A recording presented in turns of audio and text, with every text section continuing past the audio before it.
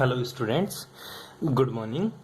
हाँ जी, अपन पढ़ रहे थे सॉल्यूशन। ठीक है, लंबे समय के बाद में ये क्लास अपने सॉल्यूशन की वापस से स्टार्ट होती है। ठीक है, तो सॉल्यूशन को अब अपन कंटिन्यू करते हैं। यहाँ तक जो पढ़ा था उसको प्लीज़ एक बार रिवाइज कर लेना, ताकि तुम्हें उस डेफिनेशन वगैरह में कोई भी चीज़ प्रॉब्लम हो तो वो मेरे से पूछ लेना, क्योंकि इससे पहले अपन ने बहुत कुछ डिस्कस कर लिया मोटा मोटा। ठीक है, अब बात करेंगे अपन सोल्यूबिलिटी। ठीक है, सोल्यूबिलिटी स्टार्ट करने से पहले मैं तेरे को एक बार के लिए आरबीएससी के सिलेबस के बारे में बताता हूँ। आज के जो न्यूज़पेपर था उसमें ऐसा आया था कि 40% आपको सिलेबस रिड्यूस कर दिया गया, मतलब आपको केवल 60% सिलेबस ही पढ़ना है। सीबीएसई के अकॉर्डिंग अभी भी आपको 30% सिलेबस ही रिड्यूस मिलेगा, 70% सिलेबस पढ़ना है। ठीक है, तो जब तक आरबीएससी अपना डिसाइड नहीं कर देती कि कितना 40% कम किया, कौन कौन से टॉपिक उसने हटाए हैं, तब तक अपन सीबीएसई के अकॉर्डिंग ही पढ़ेंगे। ठीक है, तो अब सीबीएसई के अकॉर्डिंग अपना सोल्यूबिलिटी इसमें टॉपिक है, तो सोल्यूबिलिटी अपन पढ़ते हैं। तो बात आती है गुरुजी सोल्यूबिलिटी होती क्या है। ठीक है, सोल्यूबिलिटी सॉल्यूशन के अंदर ही एक तेरा टॉपिक आता है सोल्यूबिलिटी। सोल्यूबिलिटी होती क्या है? सोल्यूबिलिटी, अगर सोल्यूबिलिटी को हिंदी में क्या बोलते हैं? सोल्यूबिलिटी को हिंदी में अपन क्या बोलेंगे? विलेयता। सोल्यूबिलिटी को हिंदी में क्या बोलेंगे? विलेयता। और जो विलेयता की डेफिनेशन होती है ना, वो क्या होती है वो लिख ले तो एक बार के लिए। विलेयता की डेफिनेशन क्या होती है? एक निश्चित ताप पर, एक निश्चित ताप पर, कौन से ताप पर? एक पर्टिकुलर टेम्परेचर के ऊपर जो विलायक होता है, जो तेरा सोलवेंट होता है, जो तेरा विलायक होता है, सोलवेंट होता है, ठीक है, विलायक के किसी फिक्स वॉल्यूम में, विलायक के किसी फिक्स वॉल्यूम में, मान ले विलायक तूने क्या ले लिया गुरुजी? विलायक मैंने H2O ले लिया, पानी ले लिया, तो पानी के फिक्स वॉल्यूम में, ठीक है, कितने उपस्थित उपस्थित विलेय पदार्थ की, विलेय पदार्थ की या उपस्थित विलेय की अधिकतम मात्रा, विलेय की अधिकतम मात्रा क्या कहलाती है? तेरी सोल्यूबिलिटी कहलाती है। क्या कहलाती है? तेरी सोल्यूबिलिटी कहलाती है। सिंपल सी डेफिनेशन है। विलेयता क्या होती है गुरुजी? सोल्यूबिलिटी क्या होती है?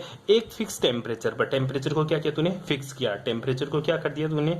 फिक्स कर दिया। एक फिक्स टेम्परेचर पर, ठीक है, जो सोल्यूट है, सोलवेंट है, ठीक है, सोलवेंट के फिक्स वॉल्यूम में, सोलवेंट के फिक्स वॉल्यूम में, ठीक है, उपस्थित उपस्थित सोल्यूट की मैक्सिमम मात्रा, प्रेजेंट सोल्यूट की मैक्सिमम क्वांटिटी, ठीक है, क्या कहलाती है? सोल्यूबिलिटी।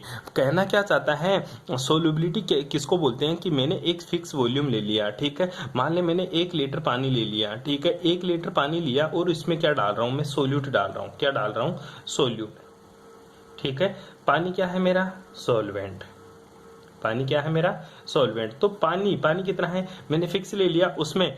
अब इसको मैंने रूम टेम्परेचर पे ले लिया, आरटी मतलब रूम टेम्परेचर।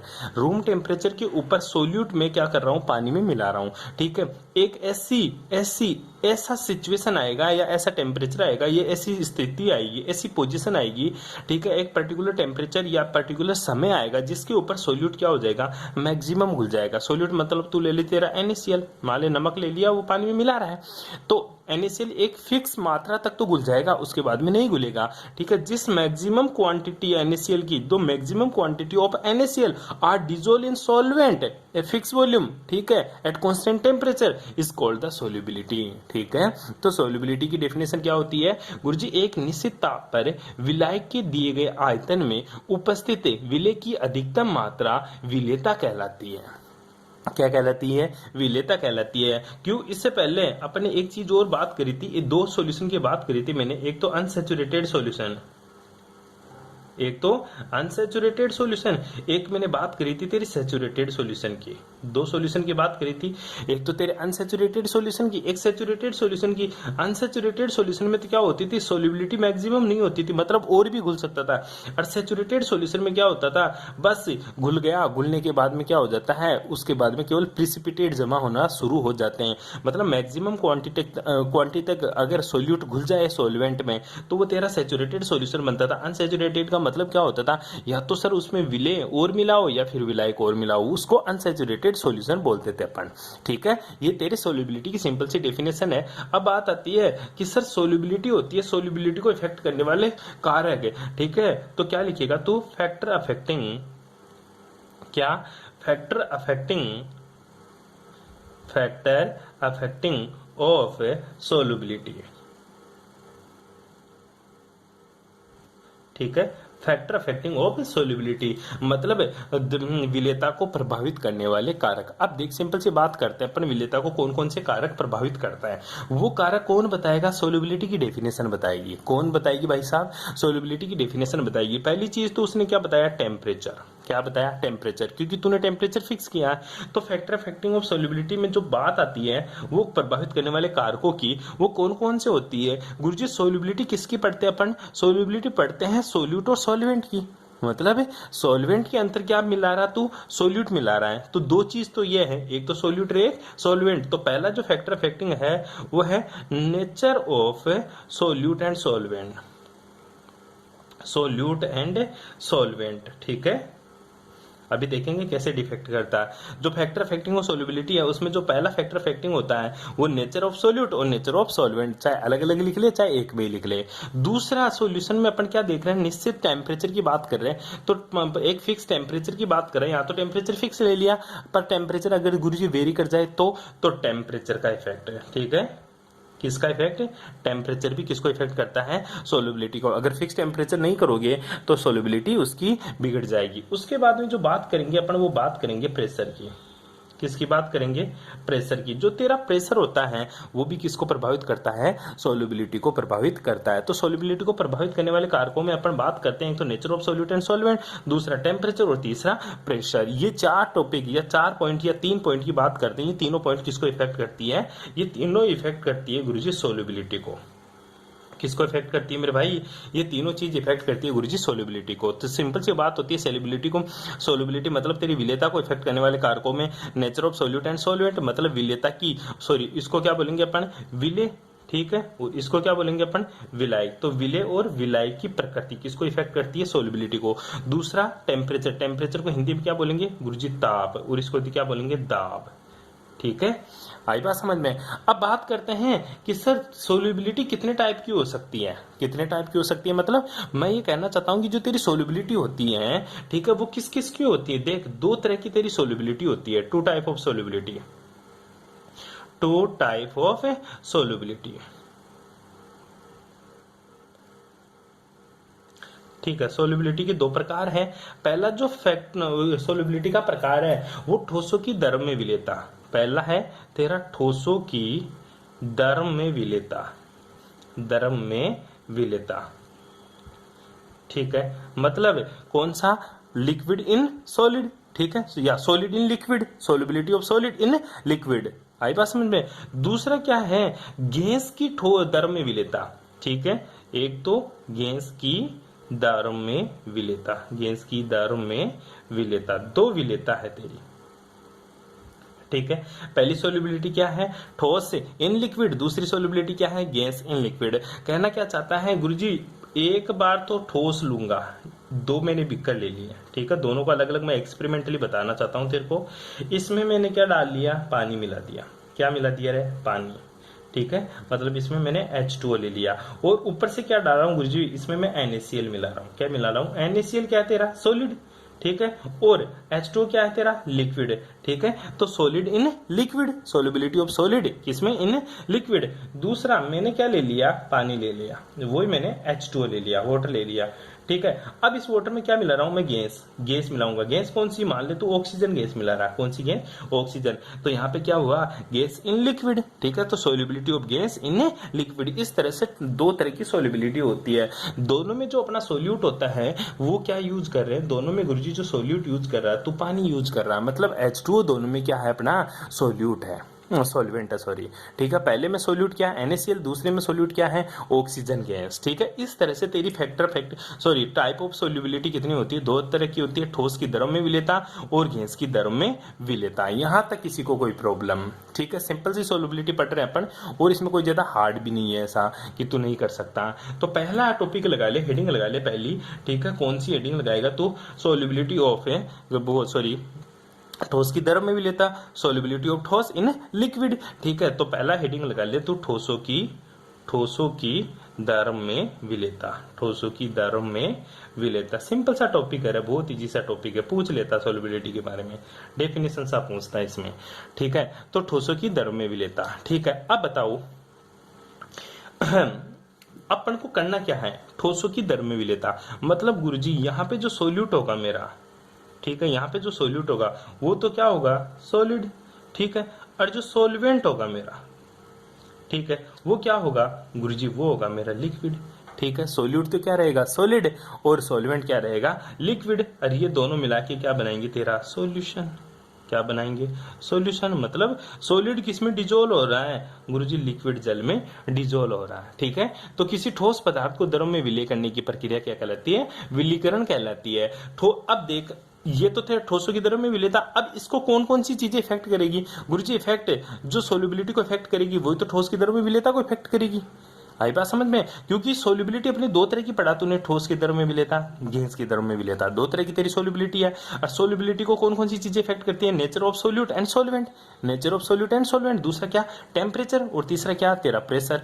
तो ठोस की द्रव में विलेयता को भी तीन चीज इफेक्ट करेगी, कौन कौन सा, किस किस की, विलय और विलायक की प्रकृति, दूसरा कौन इफेक्ट करेगा तापमान, और तीसरा कौन इफेक्ट करेगा दाब, ठीक है। तो पहली चीज इसमें लिखते हैं अपन, ठोसों की द्रव में विलेयता को निम्न कारक इफेक्ट करते हैं, ठीक है। तो ठोसों की क्या लिखेंगे, ठोसों की द्रव में विलेयता को, ठोसों की द्रव में विलेयता को निम्न कारक इफेक्ट करते हैं, ठीक है। कौन कौन से कारक है जो इसको इफेक्ट करते हैं, निम्न कारक प्रभावित करते हैं या इफेक्ट करते हैं, ठीक है। कौन कौन से कारक है वो बताता हूं मैं, आओ, ठीक है। वैसे तीन कारक है, पहला कौन कौन सा, विलय और विलायक की प्रकृति, विलय व विलायक की प्रकृति, विलय व विलायक की प्रकृति, ठीक है। दूसरा कौन सा कारक है, ठीक है, दूसरा कारक है गुरुजी ताप, और तीसरा कौन सा कारक है दाब, ठीक है। ये तीन कारक किसको इफेक्ट करेंगे, ठोस की द्रव में विलेयता को। अब कैसे इफेक्ट करते हैं, ठीक है, तो एक एक को अपन चेक करते हैं या एक एक को अपन ढंग से पढ़ते हैं कि विलय और विलायक की प्रकृति ठोस की द्रव में विलेयता को किस प्रकार से इफेक्ट करते हैं, ठीक है। देखो आगे क्या बताता हूं मैं। देखो पहला जो फैक्टर अफेक्टिंग है वो क्या है, विलय व विलायक की प्रकृति। किसमें, ठोस को द्रव में घोल रहा तू, ठीक है, कोई भी तेरा सॉलिड है उसको तू लिक्विड में डिजोल्व कर रहा है या उसमें सोल्यूबल कर रहा है, तो ठोस तो तेरा सोल्यूट हो गया, और जो तेरा सॉल्वेंट है वो क्या है तेरा लिक्विड। तो उसको कैसे इफेक्ट करेंगे, ठीक है। सिंपल सा एक बात बताता हूं तेरे को, जो कक्षा 11 में भी मैंने बताया था कि तेरा इसके लिए एक फॉर्मूला काम करता है। क्या काम कौन सा फॉर्मूला काम करता है, लाइक डिजोल्व लाइक, ठीक है, लाइक डिजोल्व लाइक, इस फॉर्मूले के ऊपर ये काम करता है। कहना क्या चाहता है गुरुजी, कहना ये चाहता है कि लाइक कौन, सोल्यूट, ठीक है, लाइक डिजोल्व लाइक, यहां पे लाइक कौन, सॉल्वेंट, ठीक है। दो चीज है, लाइक डिजोल्व लाइक, सोल्यूट और सॉल्वेंट है, ठीक है। मतलब जैसा सोल्यूट होगा अगर उसको वैसा ही सॉल्वेंट मिल जाता है, जैसा सोल्यूट है वैसा ही उसको सॉल्वेंट मिल जाता है, तो वो उसमें क्या हो जाता है गुरुजी, डिजोल्व हो जाता है। डिजोल्व मतलब सोल्यूबल हो जाता है, क्या हो जाता है, सोल्यूबल हो जाता है। सोल्यूबल होने का मतलब उसकी सोल्युबिलिटी हाई होती है। अब ये बात समझा कि सोल्यूट और सॉल्वेंट जो जैसा का जैसा, मतलब जो जैसा होगा वो वैसे को ही घोलेगा। कहना मैं ये चाहता हूं कि देख, दो तरह के तेरे सोल्यूट होते हैं, सॉल्वेंट होते हैं, दो तरह की अपने विलय और विलायक की प्रकृति होती है। पहली जो प्रकृति होती है वो तेरी क्या होती है, ध्रुवीय। कौन सी होती है, ध्रुवीय। और दूसरी जो प्रकृति होती है वो क्या होती है तेरी, अध्रुवीय, ठीक है। पोलर और नॉन पोलर, इसको इंग्लिश में क्या बोलेंगे, पोलर, और इसको क्या बोलेंगे, नॉन पोलर, ठीक है। अगर मेरा सोल्यूट क्या है, पोलर है, क्या है, पोलर, ठीक है, और सॉल्वेंट भी क्या है मेरा, पोलर है, ठीक है। सोल्यूट और सॉल्वेंट दोनों क्या है मेरा, पोलर है, तो इसकी सोल्युबिलिटी क्या होगी, सोल्युबिलिटी गुरुजी हाई होगी। क्या होगी, हाई होगी, मतलब हाईली सोल्यूबल होगा। अगर मेरा सोल्यूट क्या है, नॉन पोलर है, क्या है, नॉन पोलर, ठीक है। और मेरा जो सॉल्वेंट है वो भी क्या है गुरुजी मेरा, नॉन पोलर है। दोनों क्या मेरे, नॉन पोलर। तो सोल्युबिलिटी क्या होगी गुरुजी, ये सोल्युबिलिटी भी क्या रहेगी, हाई रहेगी, ठीक है। लेकिन बात को समझ, अगर मेरा सोल्यूट तो क्या रहे गुरुजी, सोल्यूट तो रहे मेरा पोलर, ठीक है। और जो सॉल्वेंट है ठीक है, जो सॉल्वेंट है वो क्या रहे मेरा, नॉन पोलर, क्या रहे, नॉन पोलर। तो सोल्युबिलिटी क्या रहेगी गुरुजी, लो रहेगी, वो इनसोल्यूबल सा रहेगा, क्या रहेगा, इनसोल्यूबल। ठीक, अब बात आती है, ये तो चीज समझ में आ गया, जो जैसा होगा वो वैसे को घोलेगा, लाइक डिजोल्व लाइक। मतलब अगर मेरा सोल्यूट, मतलब मेरा विलेय क्या है, ध्रुवीय, और विलायक भी क्या है, ध्रुवीय, तो क्या होगा, हाईली विलेयता रहेगी, मतलब उसकी विलेयता हाई रहेगी, मतलब उच्च विलेय होगा। अगर दोनों क्या है, मेरा अध्रुवीय है, तो उसकी विलेयता क्या रहेगी, मैक्सिमम रहेगी। लेकिन एक मेरा ध्रुवीय, दूसरा मेरा अध्रुवीय हो, तो उसकी विलेयता क्या रहेगी गुरुजी, बहुत कम रहेगी, मतलब इनसोल्यूबल सा रहेगा।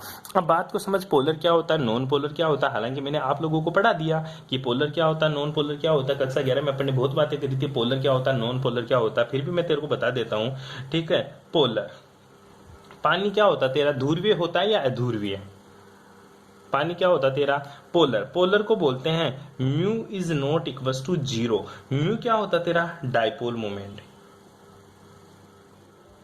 Dipole moment. ठीक है, म्यू क्या होता है, डाइपोल मोमेंट। डाइपोल मोमेंट को हिंदी में क्या बोलेंगे, द्विध्रुव आघूर्ण, क्या बोलेंगे, द्विध्रुव आघूर्ण। ठीक है, डाइपोल मोमेंट क्या होता है तेरा, द्विध्रुव आघूर्ण, सिंपल सी बात है। ठीक है, तो डाइपोल मोमेंट जिसका द्विध्रुव आघूर्ण is not equal to zero, वह कंपाउंड्स क्या होगा, पोलर है। और नॉन पोलर किसको बोलते हैं, नॉन पोलर। ठीक है, नॉन पोलर गुरुजी वो होता है जिसका म्यू इक्वल टू क्या हो, जीरो, अर्थात जो क्या हो, द्विध्रुव आघूर्ण क्या हो उसका, जीरो, क्या कहलाता है, नॉन पोलर। अब म्यू इक्वल टू जीरो कब होता है, कब नहीं होता, वो चीजें मैंने कक्षा 11 में पढ़ाई थी। ठीक है, जैसे अपन बात करें, पानी की बात करें, तो पानी की स्ट्रक्चर क्या होती है, H2 होता है पानी, और पानी की स्ट्रक्चर क्या होती है, वी शेप में होता है पानी। ठीक है, बैंड शेप होती है इस तरह से। तो ये क्या करेगा, म्यू इसका इधर रहेगा, इसका इधर रहेगा, तो टोटल म्यू क्या रहेगा, इस तरफ रहेगा, तो mu is not equal to zero, इसलिए पानी क्या होता तेरा, पोलर। पानी क्या होता तेरा, पोलर, सिंपल सी बात होता है। ठीक है, लेकिन जैसे मैं बात करूं I2 आयोडीन है। ठीक है, तो आयोडीन गैस है, इसमें क्या रहेगा, I एक दूसरे की तरफ खींचेगा। ठीक है, तो म्यू क्या रहेगा इसका, जीरो, तो ये क्या है तेरा, नॉन पोलर, क्या है, नॉन पोलर। ठीक है, इस तरह से अपन म्यू चेक करते हैं। तो लाइक डिजोल्व लाइक, तो देख सिंपल सी बात करते हैं अपन, पोलर पोलर को गोलेगा और नॉन पोलर नॉन पोलर को गोलेगा। इसका कोई एग्जांपल, तो मैं बात करूं तेरे को विलेय व विलायक की प्रकृति, अगर ध्रुवीय ठोस ध्रुवीय विलायकों में, अध्रुवीय ठोस अध्रुवीय विलायकों में विलय होते हैं, जैसा तेरा NaCl नमक होता है, NaCl क्या है तेरा, नमक है, जैसे तेरा KNO3। ठीक है, जैसे तेरा KNO3, पोटेशियम नाइट्रेट, ये दोनों क्या है, ये दोनों गुरुजी ध्रुवीय विलायक है, क्या है, सॉरी विलेय है, दोनों क्या है, ध्रुवीय है, नमक है। अब ये क्या पानी में घुलते हैं, देखा आप लोगों ने, पानी भी क्या होता है गुरुजी, ध्रुवीय, पानी भी क्या होता है, ध्रुवीय। तो ध्रुवीय विलायकों में, ध्रुवीय क्या, ध्रुवीय विलेय किसमें, ध्रुवीय विलायकों में घुलते हैं। NaCl नमक पानी में घुलता है, लेकिन तू देख, नमक तो तेरा NaCl नमक तो ध्रुवीय है, नमक तो तेरा क्या है, ध्रुवीय, लेकिन इसको किस में घोलते हैं अपन, DOL में, किस में घोलते हैं इसको, अगर नमक तो तेरा क्या है, ध्रुवीय, नमक तो क्या है तेरा, ध्रुवीय, और ऑयल क्या है तेरा, अध्रुवीय, ऑयल क्या होता है तेरा, अध्रुवीय। ठीक है, तो क्या नमक कभी ऑयल में घुलता है गुरुजी, कभी नहीं घुलता। ठीक है, तो जो पहला फैक्टर अफेक्टिंग अवर ठोसों की द्रव में विलेयता का, ठीक है, उसमें विलेय व विलायक की प्रकृति है। विलेय और विलायक की प्रकृति में तुझे इतना सा लिखना है कि ध्रुवीय ठोस ध्रुवीय विलायकों में, अध्रुवीय ठोस अध्रुवीय विलायकों में विलेय होते हैं। जैसे NaCl KNO3 ध्रुवीय ठोस है, ध्रुवीय विलायक H2O में विलेयशील होता है, जबकि अध्रुवीय ठोस जैसे I2, अध्रुवीय ठोस की बात करें जैसे I2 तेरा S8 सल्फर 8, ठीक है, अध्रुवीय विलायक CCl4, ठीक है, बेंजीन आदि में डिजोल्व होते हैं। ठीक है, ये अध्रुवीय ठोस है, और बेंजीन और CCl4 भी तेरा क्या है, अध्रुवीय है, तो ये दोनों इसमें घुलते हैं। आई बात समझ में, तो क्या बोला मैंने, ध्रुवीय ध्रुवीय में, अध्रुवीय अध्रुवीय में घुलते हैं, और उनकी सोल्युबिलिटी हाई रहती है। यहां तक किसी को कोई प्रॉब्लम, यहाँ तक किसी को कोई प्रॉब्लम। इसी के साथ मैं एक सोल्युबिलिटी की बात और करता हूं। आप लोगों ने देखा होगा ग्लूकोज को, आप लोगों ने सुक्रोज, ग्लूकोज, फ्रक्टोज ये सुना है सबने। ठीक है, जैसे चीनी चीनी चीनी चीनी क्या होती है तेरी, सुक्रोज। ठीक है, तो जो चीनी होती है तेरी, वो चीनी क्या होती है, वो गुरुजी जल में घुल जाती है, मतलब ग्लूकोज, क्या? ग्लूकोज। सिंपल सी बात करूं, ग्लूकोज किसमें डिजोल हो जाता है गुरुजी? H2O, पानी में डिजोल हो जाता है। क्या ये दोनों ध्रुवीय हैं? बिल्कुल, ये भी ध्रुवीय है, ये भी तेरा ध्रुवीय है, ठीक है। तो ये पानी में घुल जाता है, लेकिन इसकी सोल्युबिलिटी बहुत ज्यादा हाई होती है, बहुत ज्यादा हाई होती है। ऐसा क्यों? क्योंकि ग्लूकोज और पानी के बीच में कौन सा बंध बनता है? हाइड्रोजन बंध बनता है। तो क्या लिखेगा? ऐसे ठोस जो जल के साथ हाइड्रोजन बंध बनाते हैं उनकी विलेयता अधिकतम होती है। ऐसे ठोस जो जल के साथ हाइड्रोजन बंध बनाते हैं उनकी विलेयता सबसे ज्यादा होती है। कोई दिक्कत यहां तक है, ठीक है। तो ऐसे ठोस जो जल के साथ हाइड्रोजन बंध बनाने में सक्षम होते हैं उनकी विलेयता अधिकतम होती है, जिसे ग्लूकोज जल में विलयशील होता है, ठीक है। Which compounds that are soluble, that are the form hydrogen bond with water that have highly या maximum solubility in water. For example glucose is highly soluble in H2O, ठीक है। ऐसा आपको लिखना है, कोई दिक्कत यहां तक है। क्वेश्चन क्या आता है? ग्लूकोज जल में हाईली विलयशील होता है या हाईली सोल्यूबल होता है, क्यों? क्योंकि ग्लूकोज जल के साथ हाइड्रोजन बंध का निर्माण करता है, इसलिए ग्लूकोज जल में बहुत ज्यादा घुलता है, ठीक है। आगे की बात करते हैं। अब आती है गुरुजी, पहला तो हो गया फैक्टर अफेक्टिंग विलय व विलायक की प्रकृति। दूसरा आता है तेरा किसका प्रभाव? ताप का प्रभाव। किसका प्रभाव? ताप का प्रभाव। तो देखते हैं ताप का प्रभाव क्या है। हाँ, अब देख, दूसरा जो तेरा इफेक्ट है वो है तेरा ताप का प्रभाव, ठीक है, कि ठोसों की द्रव्य विलेयता पर ताप का क्या प्रभाव पड़ता है, ठीक है। तो ताप का प्रभाव के लिए अपन देखते हैं कि गुरुजी मेरा सॉल्यूशन किस टाइप का है, ठीक है। तो मैं बात करता हूँ एक तो तेरा सोल्यूट की, ठीक है, दूसरा मैं बात करता हूँ तेरा सॉल्वेंट की, ठीक है, दूसरा बात करता हूँ तेरे सॉल्वेंट की, ठीक है। तो सोल्यूट और सॉल्वेंट की बात करते हैं। अगर सोल्यूट मेरा सोलिड फर्स्ट है, ठीक है, मान ले एक तरह का सॉलिड मिलाया, ठीक है, किसमें? लिक्विड में। किस मेरे? लिक्विड में, ठीक है। और क्या बन गया? मेरा सॉल्यूशन बन गया, ठीक है, सॉल्यूशन। दूसरा मैंने सॉलिड लिया, ठीक है, सॉलिड सेकंड टाइप का लिया, ठीक है, और लिक्विड में मिक्स किया और क्या बनाया? मेरा सॉल्यूशन बन गया, ठीक है, सोल्यूबल हो गया दोनों। ये दोनों में रिएक्शन करा रहा हूं रूम टेम्परेचर। रूम टेम्परेचर का मतलब 25 डिग्री सेल्सियस के ऊपर, ठीक है। मतलब दोनों का तापमान कितना है गुरुजी? 25 डिग्री सेल्सियस है। अब देख मेरे भाई, इन दोनों का तापमान 25 डिग्री सेल्सियस है। क्या है? दोनों का तापमान क्या है? 25 डिग्री सेल्सियस। तो 25 डिग्री, ये सॉल्यूशन क्या हुआ? मेरा कोल्ड हो गया।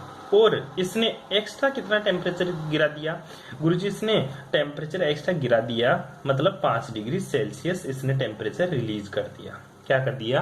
5 डिग्री सेल्सियस टेम्परेचर इसने क्या किया? रिलीज कर दिया। पहले कितना था? 25, और खुद का टेम्परेचर कितना है? 20 डिग्री सेल्सियस, और 5 डिग्री इसने क्या कर दिया? रिलीज कर दिया। मतलब उष्मा को क्या किया? रिलीज किया। उष्मा को क्या किया? इसने रिलीज किया, मतलब तापमान रिलीज कर दिया।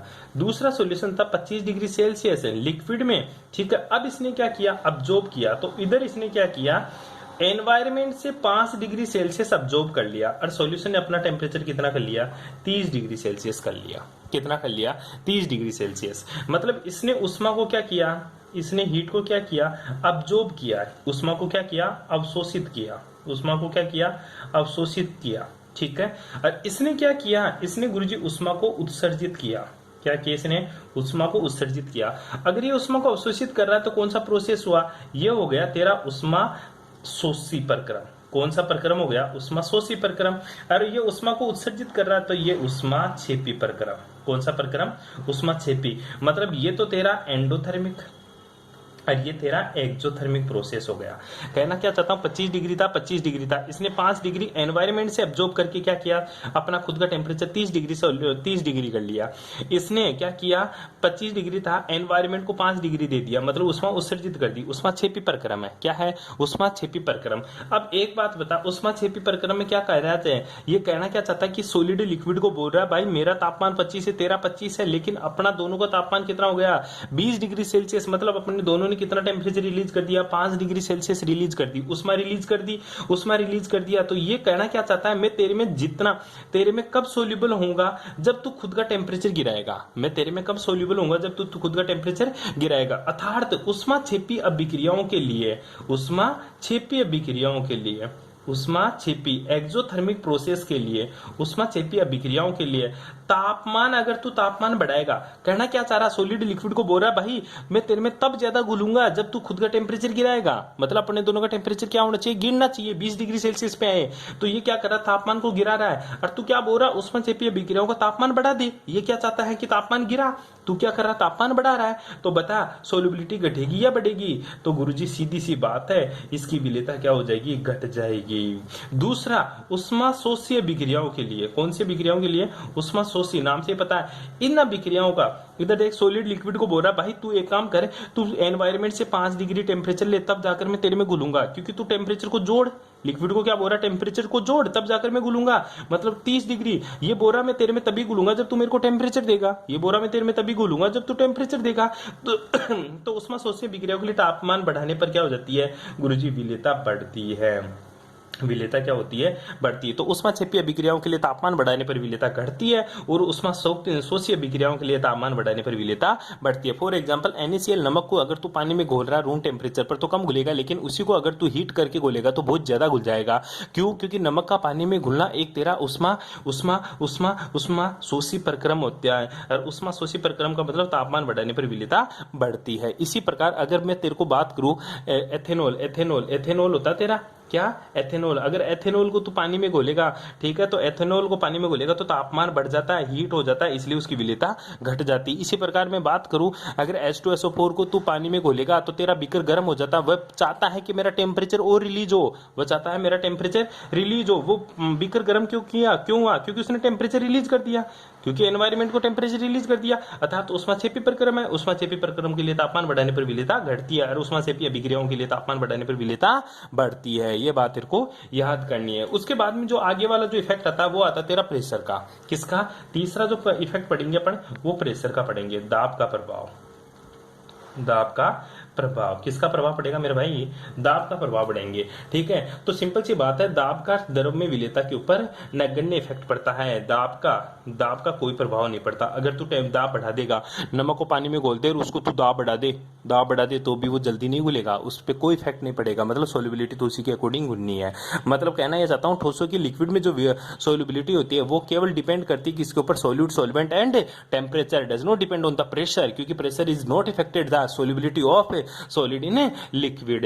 इतना सा तेरे को ध्यान रखना है मेरे भाई, ठीक है। यहां तक तेरे को करना है, बाकी की बातें जो अपन करेंगे वो करेंगे नेक्स्ट क्लास में। Thanks for cooperation.